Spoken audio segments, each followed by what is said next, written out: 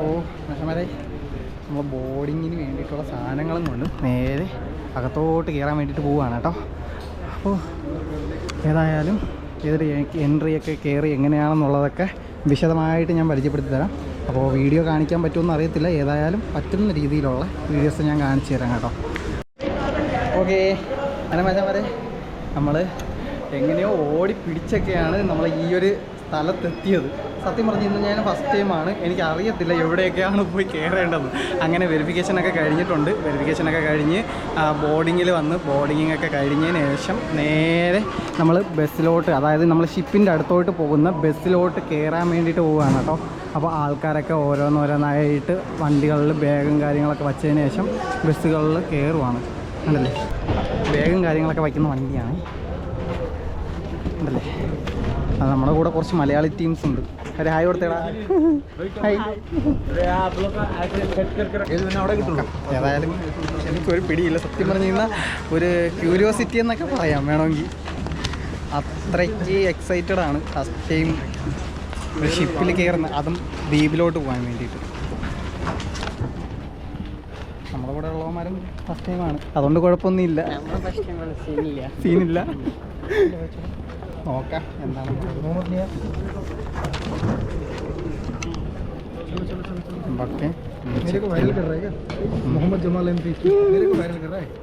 Okay okay. അങ്ങനെ നമ്മുടെ ship കിടക്കുന്ന ആ ഒരു സ്ഥലത്തോട്ട് എത്തിക്കഴിഞ്ഞ്, കവരത്തി എന്ന് പേരുള്ള ഷിപ്പ്. അപ്പോൾ ചേട്ടൻ്റെ പേരെന്തോ? ബിജോയ്. അപ്പോൾ ബിജോയ് ചേട്ടനാണ് നമ്മൾ വണ്ടി ഓടിച്ചത് ഇവിടെ കൊണ്ടെത്തിച്ചിട്ടുണ്ട്.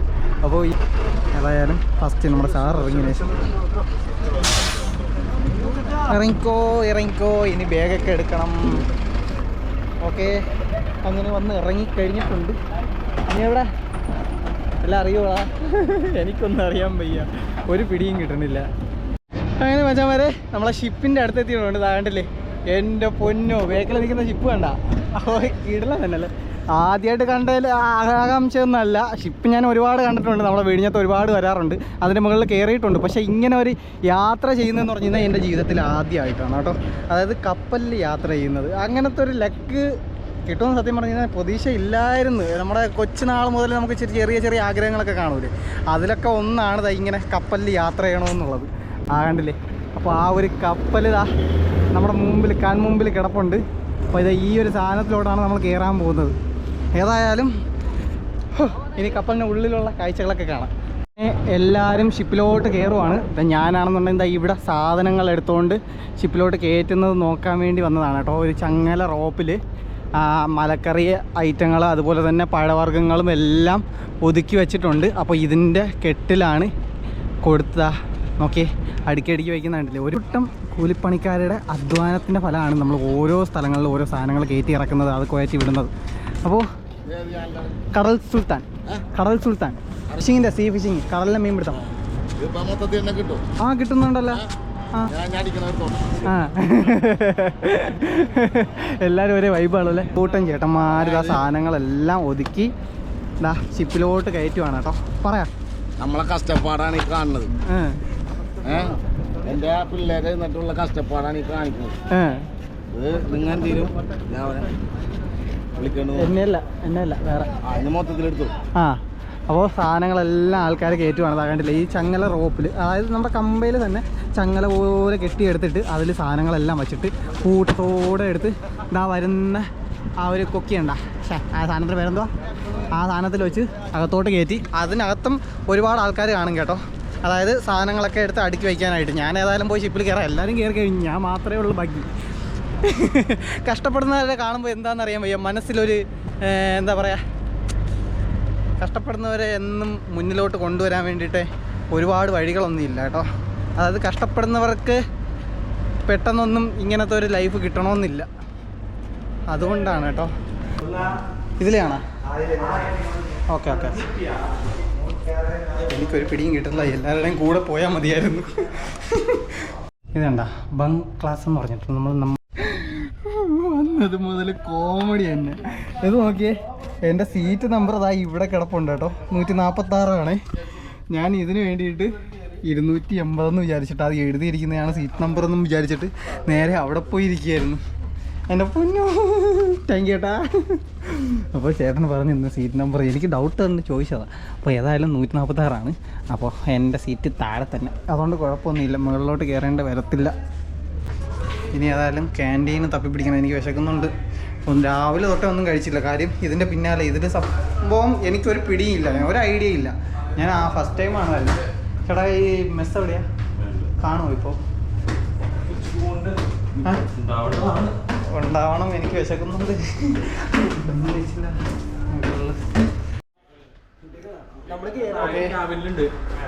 ഞാൻ ഏതായാലും വെള്ളമെങ്കിലും കുറച്ച് നേരം കുടിക്കട്ടെ. ക്യാൻറ്റീൻ വന്നപ്പോഴേക്കും ക്യാൻറ്റീൻ ഫുള്ള് ക്ലോസാണ്. അല്ലല്ലേ, ഇതാണ് ക്യാൻറ്റീൻ. അപ്പോൾ ക്യാൻറ്റീൻ വന്നപ്പോൾ ക്യാൻറ്റീൻ ഫുള്ള് ക്ലോസ് ആക്കിയിട്ടേക്കും. ആ സാധനം ഇല്ലെന്നാണ് പറയണത്, ഒരുപാട് ഫുഡും കാര്യങ്ങളൊന്നും ഇല്ലെന്നാണ് പറയണത്. എന്തായാലും കുടിവെള്ളമെങ്കിൽ കുടിവെള്ളം ഉള്ളതുകൊണ്ട് ഓണം പോലെ ജീവിക്കണ്ടേ. വെള്ളമില്ലടേ എടാ, ഇതൊത്തിരി ചതിയായി പോയി, വെള്ളവും ഇല്ല. താഴെ പോയി ഏതായാലും ചായ കുടിക്കാൻ വേറെ വഴിയില്ല. ഫുഡ് തീർന്നെന്നാ പറയണം. ബ്രോ വിശക്കുന്നുണ്ടല്ലേ? എനിക്കും വിശക്കുന്നുണ്ട്. ഞാൻ തപ്പി നടക്കുക. താഴെ പോയി ചായ കുടിച്ചിട്ട് വരാം. താഴെ ആകുമ്പോൾ ചായയും കടിയും ഉണ്ടെന്നോ. ഞാൻ നേരത്തെ പറഞ്ഞില്ലായിരുന്ന സാധനങ്ങളൊക്കെ ക്രെയിൻ ഉപയോഗിച്ച് തൂക്കിയെടുക്കുന്ന കണ്ടില്ലേ? ഓക്കെ, അല്ല ഓരോ സാധനങ്ങളായിട്ട് ആ ബോക്സിനകത്തോട്ട് ആക്കിയതിന് ശേഷം ഫില്ല് ചെയ്ത് വിടുവാണ്.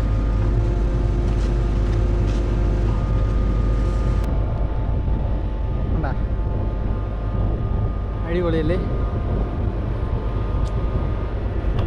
ഫസ്റ്റ് ടൈം ആയിട്ടാണ് കപ്പലിൽ കയറുന്നത്. കയറുന്നതല്ല, യാത്ര ചെയ്യാൻ പോകുന്നത്. അതിൻ്റെ ഒരു എക്സൈറ്റ്മെൻ്റ് ഉണ്ടെങ്കിലും പിന്നെ കടൽ നമുക്ക് പുത്തരിയല്ലെന്നുള്ളത് ഒരു ആശ്വാസമുണ്ട്. കടലിലല്ലേ. അപ്പോൾ ദാ ഓക്കെ, സാധനങ്ങളെല്ലാം ഓരോന്നായിട്ട് തൂക്കിക്കൊണ്ട് വരുകയാണ് കേട്ടോ. കണ്ട സാധനങ്ങളെല്ലാം കുത്തി നിറച്ച മാരുത ഇങ്ങോട്ട് തന്നെ വന്നുകൊണ്ടിരിക്കുകയാണ്. അകത്തോട്ട് വയ്ക്കുമോ അതോ പുറത്തോട്ട് വയ്ക്കുമോ ഒരു പിടിയില്ലല്ലോ.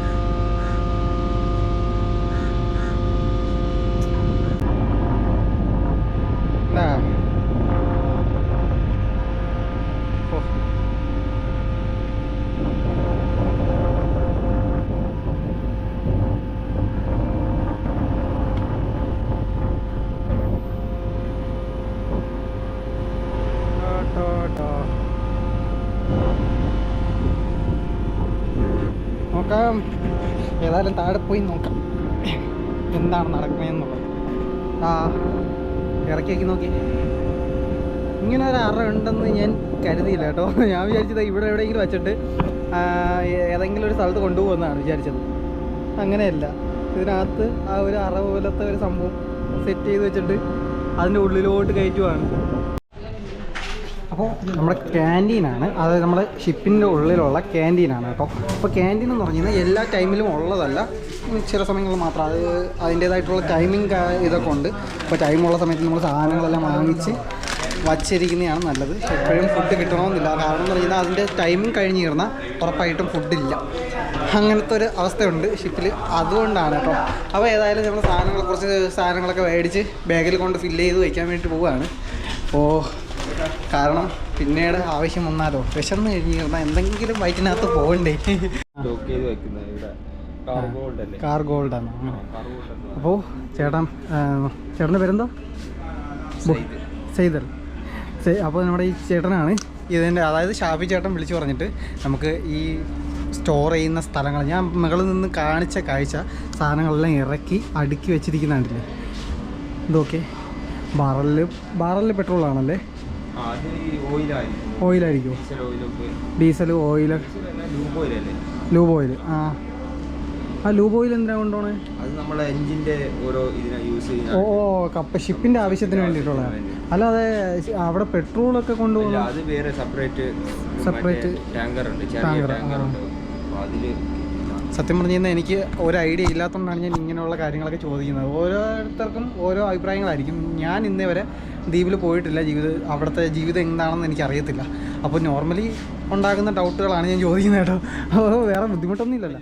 അപ്പോൾ അതെ സാധനങ്ങളെല്ലാം ഇറക്കി ഓരോ കാർഗോ അല്ലേ ഇതിൻ്റെ പേര്? Cargo normal cargo perishable cargo എന്ന് പറയുന്നത് ഈ ഫുഡ് ഐറ്റംസ് മാത്രം. നോർമലി ഇപ്പോൾ അവിടെ കിട്ടാത്തതാണ്, കൃഷി ചെയ്യാൻ പറ്റാത്തതുകൊണ്ട് നമുക്ക് ഇവിടെ ഈ ഐറ്റംസ് ആണ് നോർമലി കയറ്റി ഇറക്കുന്നത്. അപ്പോൾ കണ്ടില്ലേ, ഫ്രൂട്ട്സും വെജിറ്റബിൾസും ആയിട്ടുള്ള ഈ പല സാധനങ്ങളും ബോക്സുകളിലും അതുപോലെ തന്നെ ചാക്കുകളിലാക്കിയിട്ട് കയറ്റി വിടുന്ന ഒരു സ്ഥലമാണ്. അതായത് കയറ്റി അത് അടുക്കി വെച്ചിരിക്കുന്ന സ്ഥലമാണ്. അതുപോലെ തന്നെ ഡ്രിങ്ക്സ് ഐറ്റംസ്, അതായത് അങ്ങനെയുള്ള എല്ലാ സാധനങ്ങളും ഇതുവഴിയാണ് നമ്മൾ കൊണ്ടുപോകുന്നത്. അപ്പോൾ അതിൻ്റെ ഒരു അറയ്ക്കുള്ളിലാണ് വന്നിരിക്കുന്നത്. നമ്മൾ നേരത്തെ മുകളിൽ നിന്ന് നോക്കിയ ആ ഒരു അറയാണ് കേട്ടോ. അപ്പോൾ മച്ചാമാർ, ബങ്ക് ഏരിയ എന്ന് പറയും. അതായത് ലോ ക്ലാസ്. നമ്മൾ പല റേറ്റ് ഉണ്ടല്ലോ, നമ്മുടെ ടിക്കറ്റിൻ്റെ പല റേറ്റ് ഉണ്ട്. നമ്മൾ സ്ലീപ്പർ, AC അങ്ങനെയൊക്കെ പറയുന്ന, അതുപോലെ തന്നെ ഷിപ്പിലും അങ്ങനത്തെ സംഭവങ്ങളൊക്കെ ഉണ്ട്. അതുപോലെ ഏറ്റവും ബങ്ക് എന്ന് പറയുന്ന ഒരു സ്ഥലം. അതുപോലെ തന്നെ ഇതിന് കൂടിയതിന് എന്ത് പറയും? Second class cabins 4 പേരുമാണ്. അത് കഴിഞ്ഞിട്ട് ഫസ്റ്റ് ക്ലാസ് പിന്നെ അത് കഴിഞ്ഞിട്ട് ഓണേഴ്സ് 2 ക്യാബിൻ. ആ ആണല്ലേ. എന്തൊക്കെ സംഭവങ്ങളാണ്. നമ്മൾ ട്രെയിനിൽ പോകുമ്പോഴും ഇതേ സംഭവങ്ങൾ തന്നെയാണ് ചെയ്യും. അതുപോലെ തന്നെ ഷിപ്പിൻ്റെ ഡിസൈനും കാര്യങ്ങളെല്ലാം ഇവിടെ തന്നെ വെച്ചിട്ടുണ്ട്. ഏതൊക്കെയാണ് നമ്മൾ നിൽക്കുന്നതെന്നുള്ളതും അതുപോലെ തന്നെ ഓരോ അറകളുടെ ഇതും. ഇത് മെസ്സാണ്, ഇത് രണ്ടല്ലേ, ക്യാൻറ്റീൻ മെസ്സാണ് ഇത് രണ്ടും. Hospital, muster station. ഇതാണ് നമ്മളിപ്പോൾ എന്തെങ്കിലും സംഭവിച്ചു കഴിഞ്ഞാൽ എല്ലാവരും മസ്റ്റർ ചെയ്യുന്ന സ്ഥലമാണ് ഇത്, മസ്റ്റർ സ്റ്റേഷൻ. നമുക്ക് എന്തായാലും ഇൻഫർമേഷൻ അവൈലബിൾ ആണ്. അത് ഇൻഫർമേഷൻ റൂമൊക്കെ അപ്പം നിസ്കാര റൂം എല്ലാം ഉണ്ട്. ഞാൻ ഇതെല്ലാം കണ്ടതായിരുന്നു കേട്ടോ, നേരത്തെ കണ്ട്. അപ്പോൾ വാട്ടർ. അപ്പോൾ ചേട്ടാ, ഈ ഡ്രിങ്ക്സ് ഐറ്റംസ് ഒക്കെ കിട്ടുന്നത് ക്യാൻറ്റീനിൽ തന്നെ? പിന്നെ ക്യാൻറ്റീനിൻ്റെ പ്രത്യേക സമയമുണ്ടല്ലേ? അത് ടൈമിംഗ് ഉണ്ടോ? അവർ പിന്നെ ഈ വർക്ക് ചെയ്യുന്ന നമ്മളെ കൂടെ വർക്ക് ചെയ്യുന്നവരാണ്. അതിൻ്റെതായിട്ടുള്ള ഒരു ടൈമിങ്ങിൽ അവർ ഓപ്പൺ ചെയ്യല്ലേ. ഇതുണ്ട ബങ്ക് ക്ലാസ് എന്ന് പറഞ്ഞിട്ട് നമ്മൾ എഴുതിയിട്ടുണ്ട്. അതുപോലെ തന്നെ AC മേളിലാണ് തോന്നുന്നു, ജസ്റ്റ് പോട്ട് ഓരോന്നൊക്കെ ആയിട്ട്. അപ്പോൾ ഇനി മുകളിൽ പോയിട്ട് അപ്പോൾ കപ്പലിലെ ഓൾമോസ്റ്റ് കാര്യങ്ങൾ നിങ്ങൾ കണ്ടു കാണുമെന്ന് വിചാരിക്കുന്നു. ഇനി അടുത്ത് കപ്പൽ സ്റ്റാർട്ട് ചെയ്യുന്ന സമയം തൊട്ട് നമുക്ക് കാണാം കാഴ്ചകളൊക്കെ. ചേട്ടൻ തന്നെ പറഞ്ഞേട്ടാ, എന്തോ സംഭവം? മസ്റ്റ് സ്റ്റേഷൻ എന്ന് പറഞ്ഞിട്ടുള്ള ഒരു സ്ഥലത്താണ് ഇപ്പോൾ നിൽക്കുന്നത്. ഇതെന്ന് പറഞ്ഞു കഴിഞ്ഞാൽ എന്തെങ്കിലും പ്രത്യേക സാഹചര്യങ്ങൾ, എന്തെങ്കിലും അപായം, എമർജൻസി സിറ്റുവേഷൻ വരുന്ന സമയത്ത് ഇവിടെയാണ് എല്ലാവരെയും കൊണ്ട് സ്റ്റേ ചെയ്യുന്നത്. അതായത് ഇവിടെ കൊണ്ട് നിർത്തും. ഇവിടെ നിർത്തിയതിനു ശേഷം എടുത്തിട്ടാണ് നമ്മൾ എല്ലാവരും അറിയുന്നത്.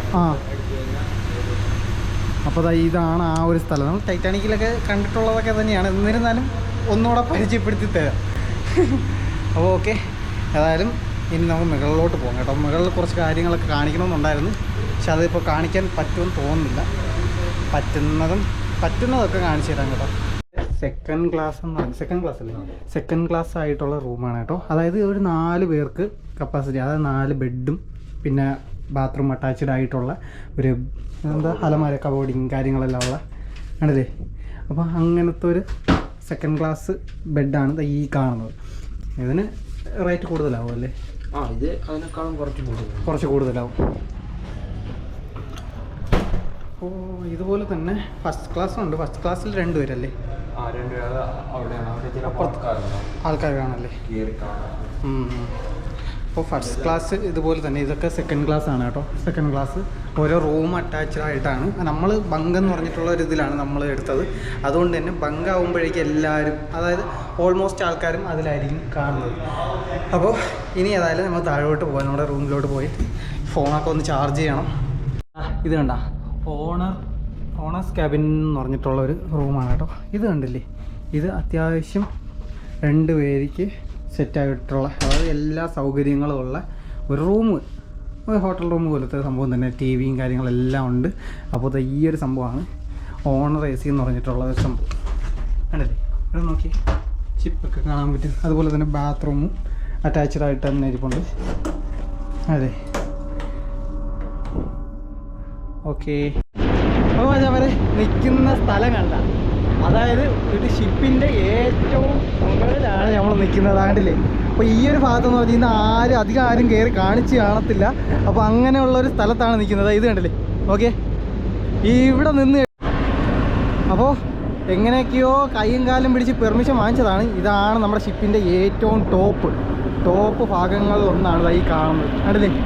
ഇവിടെ നിന്ന് കഴിഞ്ഞ് കഴിഞ്ഞാൽ എൻ്റെ അമ്മോ ഇത്രയും ഹൈറ്റ് ഉണ്ടായിരുന്ന ഈ ഷിപ്പിന് എന്ന് തോന്നിപ്പോവും. അത്രയ്ക്ക് നല്ല ഹെവി ഹൈറ്റിൽ നിൽക്കുകയാണ് ഞാൻ.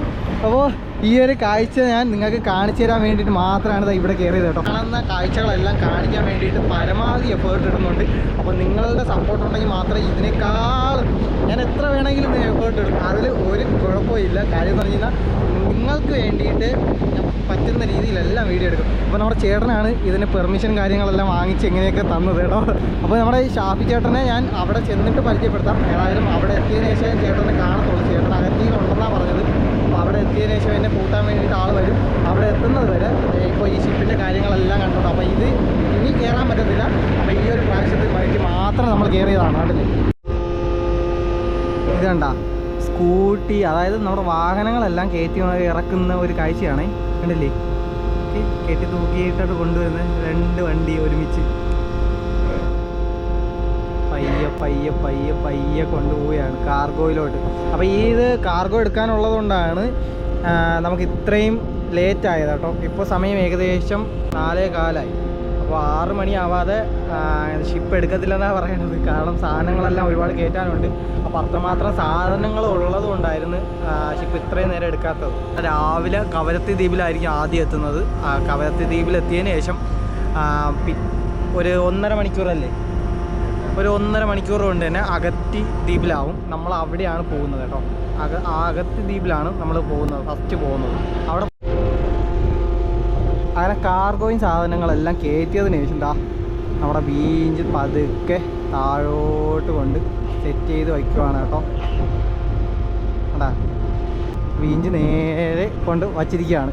അപ്പോൾ കാർഗോ കഴിഞ്ഞിട്ടുണ്ട്. അപ്പോൾ ഇനി കുറച്ച് സമയത്തിനുള്ളിൽ തന്നെ നമ്മുടെ ഷിപ്പ് സ്റ്റാർട്ടാവും കേട്ടോ. അങ്ങനെ വശം വരെ നമ്മുടെ ബോട്ട് സ്റ്റാർട്ടായിട്ടുണ്ട് കേട്ടോ. സമയം ഏകദേശം 6:45. അപ്പോൾ 6:45 നമ്മൾ ബോട്ട് അങ്ങനെ സ്റ്റാർട്ടായത്. ഇത്രയും സമയം വരെ നമ്മളിത് ഇത് സ്റ്റാർട്ടാവുന്നത് നോക്കിയിരിക്കുകയായിരുന്നു. പോയി ഫുഡ് കഴിക്കാൻ പോയ സമയം നോക്കി സ്റ്റാർട്ടായി. അറിയോ എങ്ങനെയുണ്ട് സ്റ്റാർട്ടായത്? നിങ്ങൾ കണ്ടാ? ഞങ്ങൾ കണ്ടില്ല. ഞങ്ങൾ ഫുഡ് ബിരിയാണി കഴിച്ചുകൊണ്ടിരിക്കുകയായിരുന്നു.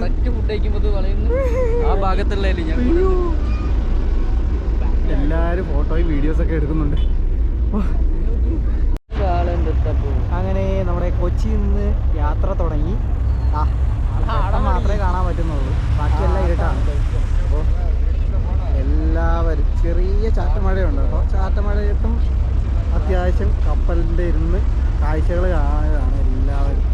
കാര്യം ഞാൻ മാത്രമാണ് ആദ്യം ഒന്ന് വിചാരിച്ചത്. എല്ലാവരും ആദ്യമായിട്ടാണെന്ന് വിചാരിച്ചപ്പോഴേക്കും എന്തൊരാശ്വാസം. അപ്പോൾ നിങ്ങൾ ആദ്യമായിട്ടൊക്കെ തന്നെയല്ലേ? അപ്പോൾ പിന്നെ കുഴപ്പമില്ല. എന്തൊക്കെയായിരുന്നാലും ഒരു എക്സ്പീരിയൻസ് ആയിട്ടുള്ളവർ പോകുന്നതിനേക്കാളും കൂടുതലും എക്സ്പീരിയൻസ് ഇല്ലാത്തവരാണ് ഏറ്റവും കൂടുതൽ ഇപ്പോൾ എൻ്റെ കൂടെ വന്നിട്ടുള്ളത്. ഏതായാലും അഗത്തിയിൽ തന്നെ ഒരുപാട് പേര്, നമ്മൾ അഗത്തിയിലാണ് പോയി ഇറങ്ങുന്നത്. അല്ലാതെ ഇവിടെ കവരത്തിയിൽ ആദ്യം സ്റ്റോക്ക്, അതായത് അപ്പോൾ കാർഗോ കയറ്റിയിട്ടുണ്ട്. അത് കവരത്തിയിൽ ഇറക്കാൻ വേണ്ടി സ്റ്റോപ്പ് ചെയ്യുമെന്ന് പറഞ്ഞു. അപ്പോൾ സ്റ്റോപ്പ് ചെയ്യുകയാണെന്നുണ്ടെങ്കിൽ കുറച്ച് ടൈം എടുക്കും സാധനങ്ങളൊക്കെ ഇറക്കാൻ വേണ്ടിയിട്ട്. ആ ഒരു സമയം കൊണ്ട് പറ്റുന്നതും കവരത്തി ദ്വീപ് നിങ്ങളെ കാണിക്കാൻ പറ്റുമെന്ന് പെർമിഷൻ ചോദിക്കണം. എനിക്ക് പെർമിറ്റ് ഉണ്ട്, ഓൾറെഡി പെർമിറ്റ് ഉണ്ട്. പക്ഷേ അവരോട് ചോദിച്ചിട്ട് പെർമിഷൻ ചോദിച്ചിട്ട് എനിക്ക് പുറത്തോട്ട്, അതായത് കവരത്തിയിലോട്ട് കയറാൻ പറ്റത്തുള്ളൂ. അപ്പോൾ അങ്ങനെ കയറിയിട്ട് കാണിക്കാൻ പറ്റുന്ന രീതിയിലുള്ള കാഴ്ചകളെല്ലാം ഞാൻ കാണിക്കാം കേട്ടോ. ഇപ്പോൾ രാത്രിയാണ്. രാത്രി പിന്നെ പോയി കുറച്ചുകൂടെ കഴിയുമ്പോഴേക്കും ആൾക്കാരൊന്ന് സംസാരിച്ചൊക്കെ ഇരുന്നതിന് ശേഷം നേരെ പോയി കിടക്കും. ഫുഡൊക്കെ കഴിച്ചിട്ട് പോയി കിടക്കും. കിടന്നതിന് ശേഷം രാവിലെ നേരം വെളുക്കുന്ന സമയത്ത് നമുക്ക് അടിപൊളി കാഴ്ചകൾ കാണാം. അതും നമ്മുടെ ദ്വീപിൻ്റെ ചുറ്റുവട്ടത്തുള്ള കാഴ്ചകളൊക്കെ കാണാൻ കേട്ടോ. അപ്പോൾ സമയം ഏകദേശം 6:45 ആയിട്ടുണ്ട് കേട്ടോ. അപ്പോൾ 6:45 ശകലം നന്നായിട്ട് നേരം വെളുത്ത് വന്നിട്ടുണ്ട്. എങ്ങനെയുണ്ടായിരുന്നു? നമ്മൾ എന്നും കാണുന്ന കടലായതുകൊണ്ട് തന്നെ വലിയ പ്രത്യേകതയൊന്നും തോന്നിയില്ല. പക്ഷേ ഇവരൊക്കെ എന്ന് പറഞ്ഞത് കുറച്ച് അത്യാവശ്യം ഫോട്ടോസും വീഡിയോസൊക്കെ എല്ലാവരും വന്ന് എടുത്തുകൊണ്ട് നിൽക്കുകയായിരുന്നു കേട്ടോ. കാര്യം ചുറ്റും കര കാണാത്തൊരു കടലിൽ എത്തിക്കഴിഞ്ഞിരുന്നപ്പോൾ വിശാലമായിട്ട് കിടക്കുന്ന ആ ഒരു കാഴ്ച കണ്ടില്ലേ. അപ്പോൾ ആ കാഴ്ചകൾ കണ്ട് പലരും മൊബൈലിലൊക്കെ റീൽസും ഫോട്ടോസും ഒക്കെ എടുക്കുകയായിരുന്നു. ഞാനേ എടുത്ത് കൂട്ടത്തിൽ ഞാനേ എടുത്തതേ ഉള്ളൂ. നമ്മുടെ ഇൻസ്റ്റയിലിടാനായിട്ട് കുറച്ച് റീൽസും സ്റ്റോറീസൊക്കെ എടുത്തിട്ടുണ്ട്. അപ്പോൾ നമ്മളെ ടീംസ് ഇവിടെ വന്ന് നിൽക്കുകയാണ്. ഇവിടെ ഒന്നും പ്രശ്നമില്ലാത്തതാണ്. എന്നിരുന്നാലും കുഴപ്പമില്ല, ഫോട്ടോസ് ഇതൊക്കെ എടുക്കാൻ വേണ്ടിയിട്ട് ഇങ്ങോട്ടേക്ക് വരാം. കണ്ടില്ലേ, അപ്പോൾ ആൾക്കാർ ഫോട്ടോസൊക്കെ എടുത്തുകൊണ്ടിരിക്കുകയാണ്. ഈ ഒരു ഭാഗത്തോട്ട് നോക്കി കഴിഞ്ഞാൽ സൂര്യൻ ചെറുതായിട്ട് ഉദിച്ചു. അതായത് 6:42 6:45 എന്നിട്ടും സൂര്യനെ കാണാൻ കിട്ടിയിട്ടില്ല. ഫുള്ള് കാർമേഘമൊക്കെ മൂടി കെട്ടി കിടക്കുമായിരുന്നു. നേരത്തെ നല്ല കാറ്റുണ്ടായിരുന്നു, ഇപ്പോഴത്തെ കാറ്റ് ഇളച്ചു പോയി മൊത്തത്തിൽ. കാറ്റെങ്ങനെ ഉണ്ടായിരുന്നു? അടിപൊളി. ഇത് കണ്ട ഷിപ്പിൻ്റെ ആ ഒരു ഭാഗം നോക്കി, നല്ല രസമുണ്ടല്ലേ.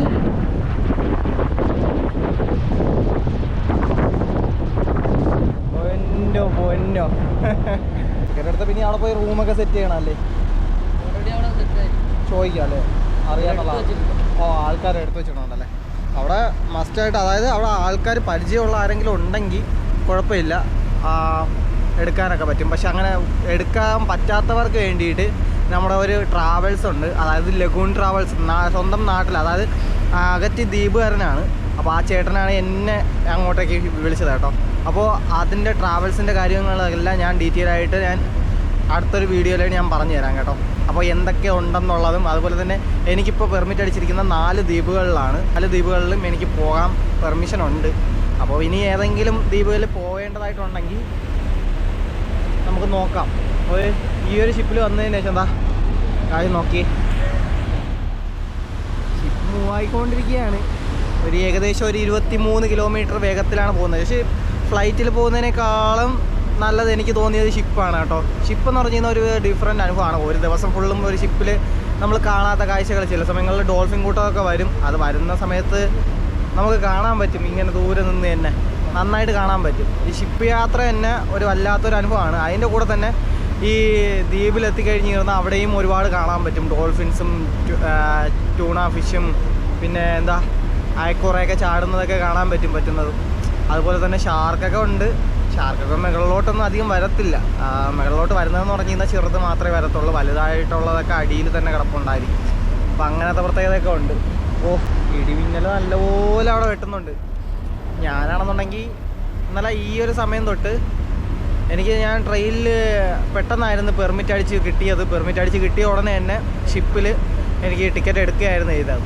അതുകൊണ്ടാണ് രാത്രി ഫുള്ളും ട്രാവൽ ചെയ്ത് നേരെ ഇവിടെ രാവിലെ എത്തിയതിന് ശേഷം പോയി ക്യാമറ നമ്മുടെ ഗോപ്രോ ചേട്ടൻ്റെ കയ്യിൽ നിന്ന്, അതായത് മകേഷ് ചേട്ടൻ്റെ കയ്യിൽ നിന്ന് ഗോപ്രോയും വാങ്ങിച്ചിട്ടാണ് നേരെ ഷിപ്പിലോട്ട് വന്നത്. ഞാൻ വിചാരിച്ച് എനിക്ക് കയറാൻ പറ്റില്ലെന്നാണ് വിചാരിച്ചത്. കാര്യം 12 മണി തൊട്ട് 1:30 വരെയായിരുന്നു ബോർഡിങ് ടൈം പറഞ്ഞത്. പക്ഷേ ആ ഒരു ടൈമിൽ ഞാൻ എത്തുമോ ഇല്ലയോ എന്നുള്ളതൊക്കെ അവസാനം കൊമ്പം വന്ന് എന്നെ അവിടെ നിന്ന് പിക്ക് ചെയ്ത് നേരെ ഇവിടെ കൊച്ചി വരെ കൊണ്ടായിരുന്നു. അതിനുശേഷം ഒരു ചേട്ടൻ ഒരു കൂട്ടുകാരനെ എന്താ പേര് മറന്നുപോയി ചേട്ടാ. അപ്പോൾ ആ ഒരു ചേട്ടൻ്റെ അടുത്ത് പറഞ്ഞ് എന്നെ ഇവിടെ കൊണ്ടാക്കി തരാൻ പറഞ്ഞ്, പെട്രോൾ അടിക്കുന്ന ക്യാഷ് കൊടുക്കാന്നൊക്കെ പറഞ്ഞിട്ട് എങ്ങനെയൊക്കെയോ സമയത്തിന് ഇവിടെ കൊണ്ടെത്തിച്ചു. 12 മണിക്ക് ഞാൻ കറക്റ്റ് 12 മണിക്ക് ബോർഡിങ് ടൈമിൽ ഞാൻ എത്തി. അതിനുശേഷമായിരുന്നു ഷിപ്പിലോട്ട് കയറാൻ വേണ്ടിയിട്ടൊക്കെ വന്നത്. അപ്പോൾ അതിനുശേഷമുള്ള കാഴ്ചകളൊക്കെ നിങ്ങൾ കണ്ടതാണല്ലോ. അപ്പോൾ ഇതിനുശേഷം എന്ന് പറഞ്ഞാൽ ഇപ്പോൾ എന്ന് പറഞ്ഞു കഴിഞ്ഞാൽ എല്ലാവരും കാണാത്ത കാഴ്ചകളാണ്. ഈ കാഴ്ചകളെന്ന് പറഞ്ഞു കഴിഞ്ഞാൽ എപ്പോഴും എല്ലാവർക്കും കാണാൻ പറ്റുന്നതല്ല. പക്ഷെ കണ്ട് പരിചയപ്പെട്ടവർക്ക് എപ്പോഴും പുതുമയായിട്ട് തോന്നത്തില്ല. പക്ഷെ കാണാത്തവർക്കുണ്ടല്ലോ, ഈ ഷിപ്പിലെ യാത്ര എന്ന് പറഞ്ഞു കഴിഞ്ഞാൽ അത് ഒരു ഡിഫറെൻ്റ് തന്നെയാണ്. അതൊരിക്കലും ഇല്ലെന്ന് പറയാൻ പറ്റില്ല. അത്രമാത്രം സത്യം പറഞ്ഞു കഴിഞ്ഞാൽ ഞാൻ തന്നെ നമ്മൾ ഇതേപോലെ ഫ്രണ്ട്സൊക്കെ ഉണ്ടെന്നുണ്ടെങ്കിൽ സത്യം പറയാമല്ലോ എൻജോയ് ചെയ്യാം. പോരാത്തതിന് ഇവിടുത്തെ ദ്വീപുകളുടെ മനസ്സ്. അപ്പോൾ എൻ്റെ കൂടെ ഉണ്ടായിരുന്ന ഒരുപാട് പേര് ഞാൻ കണ്ടതാണ്, ഞാൻ അനുഭവിച്ചതാണ്. എന്ന് വെച്ച് കഴിഞ്ഞാൽ നമ്മളിപ്പോൾ ചായ ഓടിക്കാൻ പോകുന്ന സമയത്ത് തൊട്ടടുത്തുള്ള ആർക്കെങ്കിലും, സാധാരണ ഞാൻ കണ്ടിട്ടില്ല, ഞാൻ കാണാത്തതുകൊണ്ടാണ് ഞാൻ പറയുന്നത്, നമ്മൾ തൊട്ടടുത്തുള്ള ആർക്കെങ്കിലും ചായ ഇപ്പോൾ ഓർഡർ ചെയ്യുവാണ്, ഫ്രീ ആയിട്ട് ആരെങ്കിലും വാങ്ങിച്ചു കൊടുക്കും. എൻ്റെ അറിവിലില്ല. നമ്മൾ ചിലർ ചോദിച്ചാൽ മാത്രമേ ചെയ്യത്തുള്ളൂ. സഹായം എന്ന് പറയുന്നത് ചിലത് അങ്ങനെയാണ്. അതായത് ഒരു സഹായം നമ്മളോട് ചോദിച്ചാൽ മാത്രമേ ചെയ്യത്തുള്ളൂ. അങ്ങനെയുള്ള നാട്ടിൽ ചോദിക്കാതെ തന്നെ ചെയ്യുമ്പോൾ നമുക്ക് ഒന്ന് ഊഹിച്ചാൽ മാത്രം മതി അവരുടെ സ്നേഹം എത്രമാത്രമാണെന്നുള്ളത്. നമ്മൾ ഒന്നും ചോദിക്കാതെ ഒന്നും പ്രതീക്ഷിക്കാതെ അവരായിട്ട് അങ്ങ് വാങ്ങി തന്നിട്ട് പോവുക. പുള്ളി ഒന്നും പ്രതിഫലം ഒന്നും ആഗ്രഹിക്കാതെ സ്നേഹിക്കുന്ന കുറച്ചധികം ആൾക്കാർ, അവരെ കണ്ടത് ഞാൻ ഈ ഷിപ്പിലാണ് കേട്ടോ. അതുപോലെ തന്നെ നമ്മളെ ടീംസ് ഓക്കെ അപ്പോൾ അവർ താഴോട്ടൊക്കെ പോകാൻ വേണ്ടിയിട്ട്, താഴോട്ടൊക്കെ ആൾക്കാർ നിൽക്കുന്നുണ്ടല്ലേ, അവിടെ പോയിട്ട് കാഴ്ചകൾ കാണാൻ വേണ്ടിയിട്ട്. സത്യം പറഞ്ഞു കഴിഞ്ഞാൽ ഞാൻ ഈ ഒരു അനുഭവം എൻ്റെ ലൈവ് സത്യം പറഞ്ഞാൽ എനിക്ക് എൻ്റെ അനുഭവത്തിൽ ഞാൻ പഠിച്ച പാഠം എന്ന് പറഞ്ഞു കഴിഞ്ഞാൽ ഒറ്റ മനുഷ്യർ വിശ്വസിക്കരുതെന്നാണ്. പക്ഷെ അത് ടോട്ടലി മാറി മറിയുന്നത് ഇപ്പം ഇന്ന് ഈ ഒരു ഷിപ്പ് യാത്രയാണ്. സത്യം പറയാമല്ലോ, ഈ ഒരു യാത്രയാണ് എൻ്റെ ജീവിതത്തിൽ സാധാരണ ഞാൻ ആരോടും വിശ്വസിക്കില്ല, അധികം ആരെയും വിശ്വസിക്കത്തില്ല. കാരണം എനിക്ക് കിട്ടിയ പാഠങ്ങൾ അങ്ങനെയാണ്. അതുകൊണ്ട് എനിക്ക് അധികം ആരെയും വിശ്വാസവും ഇല്ല, ഞാൻ ആരോടും കൂട്ടുകൂടത്തില്ല, പ്രത്യേകിച്ച് ആരോടും അധികം മിണ്ടത്തില്ല. എനിക്ക് അറിഞ്ഞുകൂടാത്ത ആൾക്കാരോട് ഞാൻ അധികം മിണ്ടത്തില്ല. അങ്ങനെയുള്ള ഒരു ക്യാരക്ടറാണ് ഞാൻ. അപ്പോൾ അങ്ങനെയുള്ള ഞാൻ ഇത്രയ്ക്ക് എന്താ പറയുക ചിരിച്ചും കളിച്ചൊക്കെ നിൽക്കുന്നുണ്ടെങ്കിൽ ഞാൻ ഓരോ വള്ളത്തിൽ കയറുമ്പോൾ അവരോട് സംസാരിക്കുകയും മിണ്ടുകയൊക്കെ ചെയ്യും. അത് നമ്മുടെ പണിക്കൂട്ടത്തിൻ്റെ കാര്യമാണ്, അത് പണിക്കൂട്ടത്തിൻ്റെ ഇതിലാണ്. പക്ഷേ ഇത് അങ്ങനെയല്ല, ഒരു പ്രത്യേക വൈബ് തന്നെയാണ് സത്യം പറയാമല്ലോ. എന്ന് വെച്ചാൽ ആ മനുഷ്യരെയൊക്കെ കാണുമ്പോൾ സത്യം പറഞ്ഞാൽ നമുക്ക് അറിയാതെ നമ്മുടെ എൻ്റെ പഴയ ഉള്ളിലുള്ള സ്നേഹമൊക്കെ ഒരു വീഡിയോ എടുത്ത് തരാം, അവിടെ നിൽക്ക്. അപ്പോൾ അറിയാതെ നമ്മുടെ ഉള്ളിലുള്ള സ്നേഹങ്ങളൊക്കെ സത്യം പറഞ്ഞ് ഇന്ന് പുറത്തോട്ട് വന്നു പോകും. റേഞ്ച് കിട്ടി തുടങ്ങിയില്ല കേട്ടോ, റേഞ്ച് ഇടയ്ക്ക് വെച്ച് വന്നായിരുന്നു. എയർടെൽ പോരാത്തതിന് ദ്വീപിലോട്ട് വരുന്നവരാണെന്നുണ്ടെങ്കിൽ പറ്റുന്നതും എയർടെൽ അല്ലെങ്കിൽ BSNL സിം ആയിരിക്കണം കേട്ടോ, എന്നാൽ മാത്രമേ റേഞ്ച് ഉള്ളൂ. ഞാൻ അവർക്കൊരു വീഡിയോ എടുത്ത് കൊടുക്കട്ടെ. അതായത് രാവിലത്തെ ബ്രേക്ക്ഫാസ്റ്റ് കഴിക്കാൻ വേണ്ടിയിട്ട് മെസ്സിലോട്ട് വന്നിരിക്കുകയാണ്. എനിക്ക് വേണ്ട കുഴപ്പമില്ല.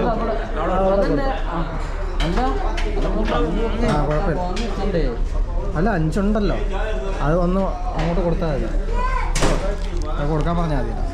അപ്പോൾ ഫുഡും കാര്യങ്ങളൊക്കെ അവിടെ പോയി ക്യൂവിൽ നിന്ന് ടോക്കൺ എടുത്ത്, അതായത് ക്യാഷ് കൊടുത്ത് ടോക്കൺ വാങ്ങിച്ചിട്ട് വന്ന് സീറ്റിൽ വന്നിരിക്കുമ്പോഴേക്കും ആ ടോക്കൺ വാങ്ങിച്ചുകൊണ്ട് പോയിട്ട് ഫുഡ് കൊണ്ടുവരികയാണ് ചെയ്യുന്നത് കേട്ടോ. അപ്പോൾ രാവിലത്തെ ഭക്ഷണം ഉപ്പുമാവ്, മുട്ട ചിക്കിയതാണെന്ന് തോന്നുന്നു. മച്ചാനത് പോരളി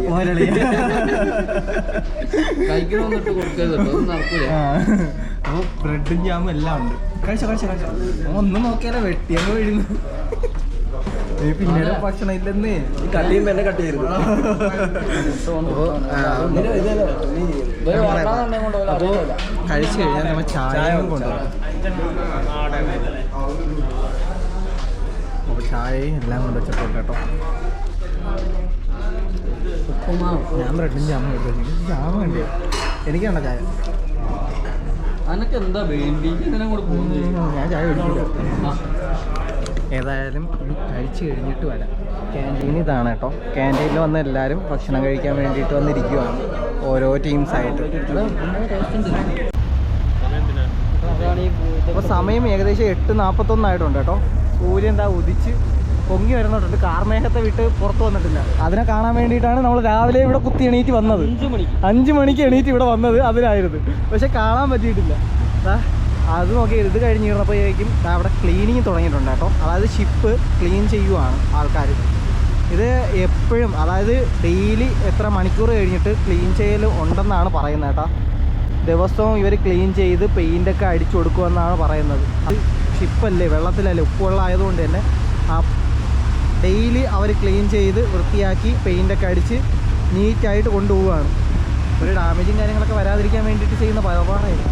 ആണല്ലേ, ഷിപ്പിലൊക്കെ ഇങ്ങനെയൊക്കെ ഉണ്ട്, ഡെയിലി ഇങ്ങനെ ക്ലീൻ ചെയ്യുന്നത്. നമ്മൾ വള്ളങ്ങൾ ക്ലീൻ ചെയ്യുന്നത് കണ്ടിട്ടുണ്ടായിരിക്കും, പക്ഷെ അത് ഫ്ലൈവർ ഗ്ലാസ് ആണ്, ഇത് ഇരുമ്പാണ്. അപ്പോൾ തുരുമ്പാവാതിരിക്കാൻ വേണ്ടിയിട്ടാണ് ഈ സംഭവങ്ങളൊക്കെ ചെയ്യുന്നത്. ഓക്കെ, എന്തുമാത്രം ആൾക്കാരായിരുന്നു ക്ലീൻ ചെയ്യണം. നമുക്കിപ്പോൾ അങ്ങോട്ട് പോകാൻ പറ്റത്തില്ല, അതുകൊണ്ടാണ് കേട്ടോ. ഇല്ലെങ്കിൽ ഞാൻ വീഡിയോ കാണിച്ചു തരാമായിരുന്നു. അവിടെ റോപ്പിട്ട് കെട്ടി വെച്ചിരിക്കുന്നുണ്ടല്ലോ ആൾക്കാർക്ക്. രാവിലെ തന്നെ ഡോൾഫിനെ കാണാനെന്നും പറഞ്ഞിട്ടൊക്കെ ഒരുപാട് പേര് വന്ന് നിൽപ്പുണ്ട്. അതെ, കൂട്ടം ആൾക്കാർ ഡോൾഫിനെയും ചൂരേനെയൊക്കെ കാണാൻ പറ്റുമെന്ന് പറഞ്ഞിട്ട് വന്ന് കാത്തു നിൽക്കുവാണ്. ഹായ് ഹായ്,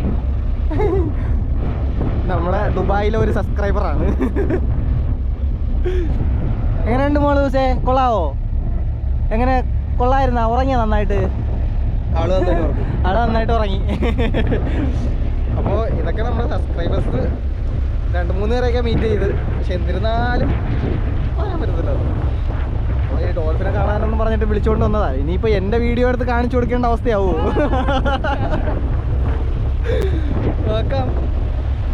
ഇവനാണെന്നുണ്ടെങ്കിൽ കറങ്ങി കറങ്ങി നടക്കുന്നുണ്ട്. എന്തിനാണെന്ന് അറിയാൻ വയ്യ, ഏത് കോഴിയാണെന്ന് അറിയാൻ വയ്യ മുട്ടയിട്ട് നടക്കുന്നത്. അങ്ങനെ കവരത്തി ദ്വീപ് എത്തിയിട്ടുണ്ട് കേട്ടോ. ആ ചെറുതായിട്ട് കാണുന്നുണ്ടല്ലേ, ഏകദേശം ഒരു 16 മണിക്കൂറോളം ഓടിയപ്പോഴത്തേക്കും അതായത് 15 മണിക്കൂർ എടുത്തത്. അപ്പോൾ ആൾക്കാരെല്ലാം തിങ്ങിക്കൂടി നിൽക്കുവാണ് ആ സ്ഥലത്ത് വീഡിയോയും കാര്യങ്ങളൊക്കെ എടുക്കാൻ വേണ്ടിയായിട്ട്. നമുക്ക് ഈ ഒരു സൈഡിലോട്ട് പോയി നോക്കാം. ഈ സൈഡിൽ ആൾ കാണും, പക്ഷെ എന്നിരുന്നാലും നോക്കാമല്ലോ. ആണല്ലേ, ഞാൻ കവരത്തി ദ്വീപിലെത്തിയിട്ടുണ്ട് കേട്ടോ. ഫസ്റ്റ് ഇവിടെയാണ് നിർത്തുന്നത്. ഇവിടെ ആൾക്കാരെയൊക്കെ ഇറക്കിയതിന് ശേഷമായിരിക്കും അതായത് അഗത്തി ദ്വീപിലോട്ട് പോകുന്നത്.